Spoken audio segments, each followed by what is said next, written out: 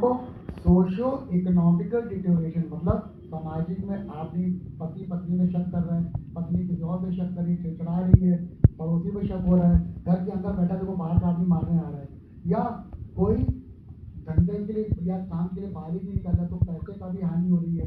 तो इसके लिए लाए हैं तो परिवार के लोगों को एक तो मजाक नहीं चाहिए, जैसे डॉक्टर दूसरा आपको उनको सपोर्ट करना चाहिए, उनकी बातें सुननी चाहिए, जैसे आप लोग हमारी बात सुन रहे हैं, आपको हमारी बात सुननी चाहिए। तीसरी बात उनको इंकरेज करना चाहिए। और याद रखिएगा हमने क्या बोला, पागलपन की बीमारी भी दिमाग की बीमारी है। और याद रखिएगा कई स्किज़ोफ्रेनिक जो पेशेंट हैं ये लोग बहुत इंटेलिजेंट होते हैं, क्योंकि जिसके पास दिमाग होगा कहीं ना कहीं उसी को दिमाग की बीमारी होगी। तो अत्याधिक हम जो सोच रहे हैं वो इतना ज़्यादा सोच चुका है कि वो निकल, तो आपको परिवार को जागरूक करना है। दूसरी बात जो सबसे बड़ी भ्रांतियां जो अभी किसी ने एक बार पूछा भी था कि डॉक्टर साहब शादी करने से दिक्कत हो जाती है तो आराम मिल जाता है, बिल्कुल नहीं। जिम्मेदारी का बोझ होता है, प्लस अब तो आजकल मुकदमेबाजी भी शुरू हो जाती है, क्योंकि अगर किसी को बीमारी है तो बताते नहीं। जैसे हमारे बगल में दो बहुत ही विख्यात फिजिशियन बैठे हुए हैं, पहले शुगर के लिए भी लोग बताते नहीं थे, अब तो बताने लगे, जागरूकता आ गई है। पर जैसे शुगर के जो लोग पहले से अवेयर हो जाएंगे उनको कहते हैं डॉक्टर बता देंगे पागलों की बीमारी तो कौन शादी करे, बिल्कुल नहीं, ऐसा नहीं होता है। 11% चांसेस होते हैं ऐसे मरीजों को बच्चों में आने का। तो पहले जागरूकता और परिवार वाले मोटिवेट करें, नहीं बेटा दवा खाओ, दवाई तो खानी है, हो गए उपचार कराएं, तिरस्कार नहीं। ओवर।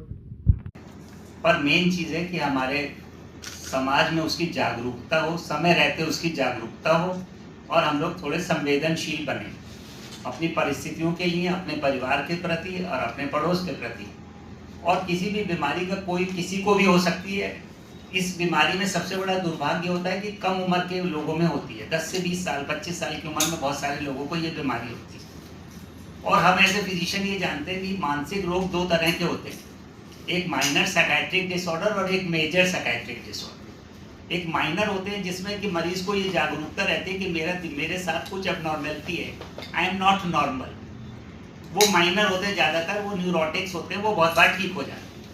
और दूसरा मेजर साइकियाट्रिक डिसऑर्डर्स होते हैं जिसमें आदमी को अवेयरनेस नहीं होती, उसको खुद लगता है कि मैं तो नॉर्मल हूँ, लेकिन वो मानसिक रूप से उतना नॉर्मल शायद नहीं होता है।